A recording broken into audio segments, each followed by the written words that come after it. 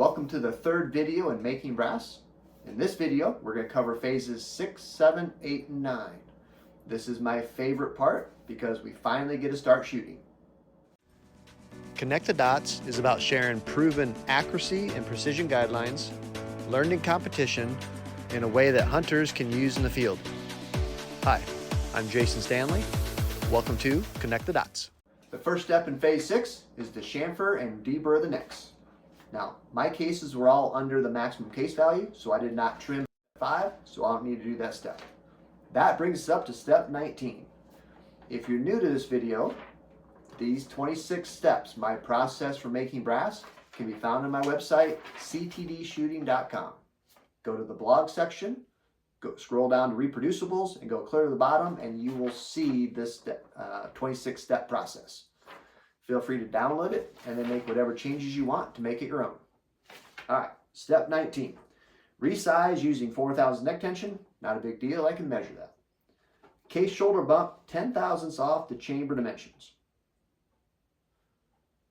So that brings up a good question. How are we supposed to know what the final dimensions are if we don't have a case fired in that chamber? Well, in my situation, I've had several barrels, I don't even know how many barrels, chambered with the same reamer. Therefore, I have a pretty good idea. I can use brass from previous barrels, measure it, and then start my setup that way. If you don't have that luxury, if it's a custom barrel, you can ask your gunsmith. They would be able to figure that out. Or number 2, you could use the SAMI specs. I think the safest play is option number 3, and that is to load up one case and fire it to get your dimensions. Don't load up all your cases that you want to fire for. Load up one case, fire it, and then get your dimensions off that case. Yes, you might ruin that case, but that's just part of a sacrificial lamb. In this situation, remember that green squiggly line case we had before? I kept doing all the steps on it. The neck thickness is not right, plus I dropped it on the neck. So I will not use this case in competition. But this is going to be my first case that I fire for. And as expected, this case came out pretty close to a case fired from a previous barrel, chambered with the same reamer. I can now get all my measurements that I need to load and fire form this brass. Speaking of fire forming, there's a major key to fire forming: keeping the base of the case tight against the bolt face. So why is that such a big deal? When we fire form a case, we want that case to form forward, not backward. If that case head is not tight against the bolt face, when the firing pin hits the primer, it can actually move the case forward before the round is fired. And that's going to cause that case to partially form backward. And we don't want that. All right, so how do we make that happen? There are some things that we can do to ensure that the base of the case is tight against the bolt face. First thing, seat your bullet long when fire forming. I think on this one, I'm at 35 thousandths jam. The second thing, use lots of neck tension. I'm just a tad bit over 4 thousandths. Those two items added together, when you chamber that round, that's going to want to push that case backwards, tight against that bolt face.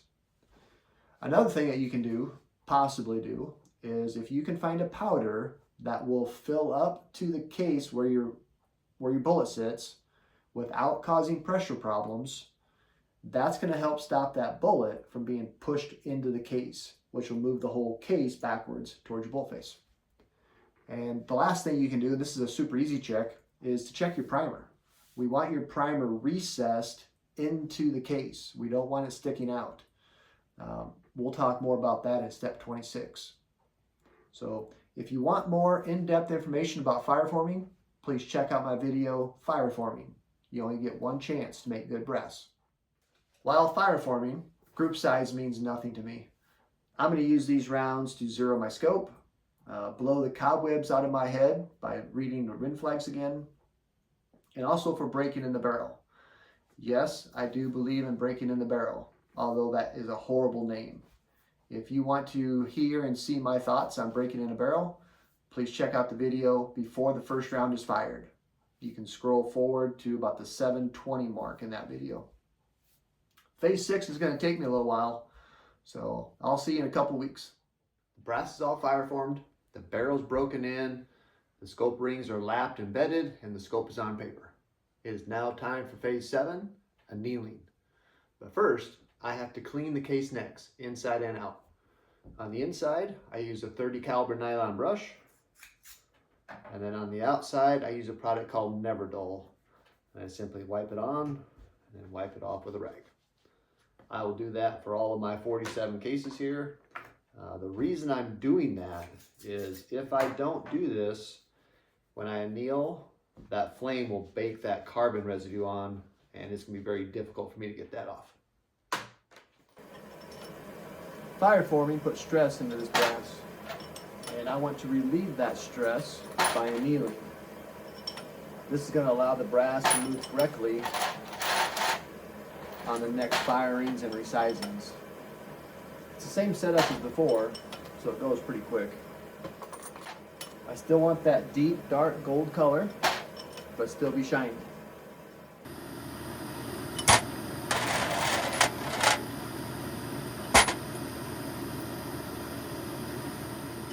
Phase 8 only has one step in it, step 23, the second firing on the brass. It takes 3 firings to fully fireform the brass to the chamber. That's why custom die makers want 3 firings on your brass before you send it in. However, this brass is so close that I can start load development, which is what I'm going to start on right now.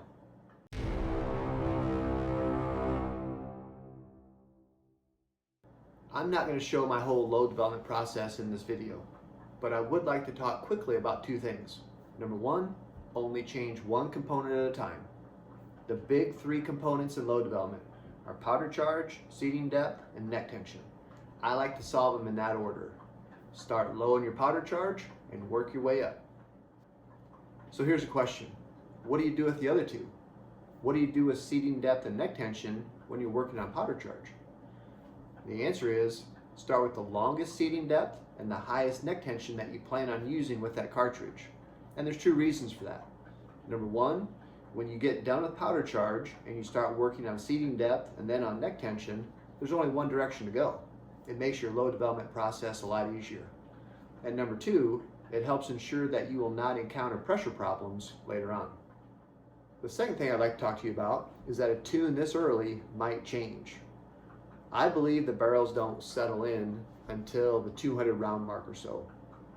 But that doesn't mean I'll just blow 200 rounds down the barrel. I'll find a tune and then I'll adjust if I need to around that 200 round mark. Bottom line, just listen to the barrel. It'll tell you exactly what it wants. You just have to remember the barrel might not know what it wants right away. It's been over a month since the last part of this video. The weather this spring has just been horrible for tuning. I'm all for tuning in the wind, but not 40 to 60 mile an hour winds every single day. I was able to get the second firing on the brass. I have a decently good tune. I still have a little bit of work to do, but that allows me to get into the last phase, phase 9. Step 24 starts with depriming the brass.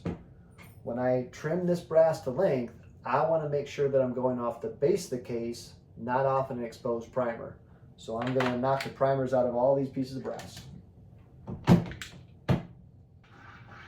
Using my Wilson trimmer, I want to trim these cases all to a uniform length of 10 to 20 thousandths from the maximum case value. In this situation, my chamber length is 1.520, so I want to trim these all to 1.500. Now, one thing to be ready for. If you remember in our earlier steps, we wanted a long case length for when we fireform it, which means we got to trim quite a bit off.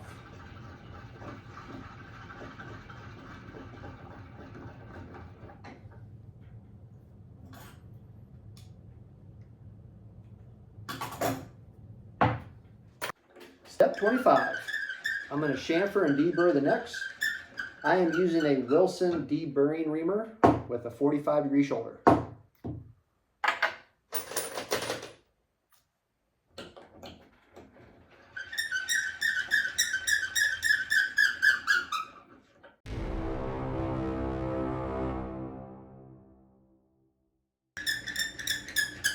To set the depth correctly when using the Wilson tool, we need to measure the case. We do not want our case to change length when we chamfer the mouth. We can actually make the case grow and then shrink based on the depth of that cut. So again, we do not want the case to change length when we chamfer the mouth. I end step 25 with my RCDS case prep center and debur the mouse and the neck. And then I always follow up with a hand tool just to make sure there are no burrs left on that mouth. It's not that one's better than the other. I can just feel the smoothness better with the hand tool. If you want more detailed information on all aspects of trimming, please check out my video, Case Neck Trimming.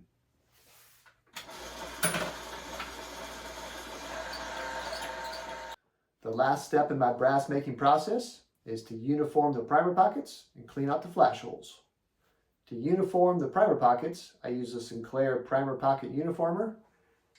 Just make sure that you get the right size. They make a small rifle and a large rifle. In this case, I'm using a small rifle. Now, when I use Lapua brass, I get very few shavings. When I use other brands of brass, this is a pretty important step.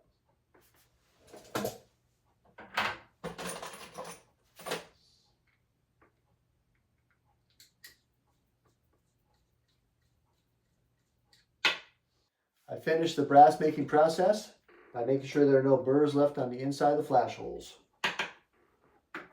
I'm using a tool, I believe this is a whitetail, but to be honest with you, I don't know for sure. I bought it when I very first got into bench rest, and then I never looked back. There's a good example right there. Even on Lapua brass, I will have some where I get 0 shavings, and then others, like that last one, quite a bit comes out. So I check every piece of brass, but it's a one-time deal. Uniforming the primer pockets and cleaning out the flash holes, I'll do that this one time only, and then I'll never think about it again.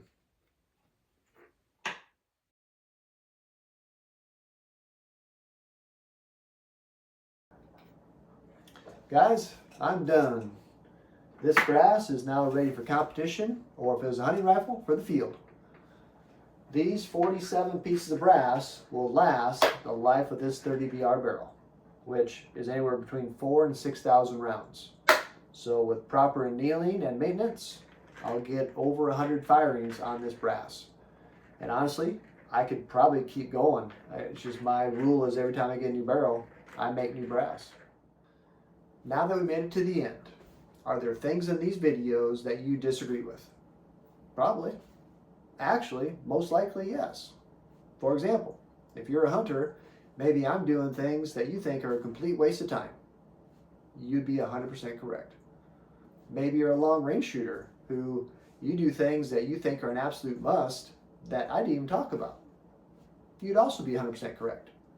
But that's not what you should focus on.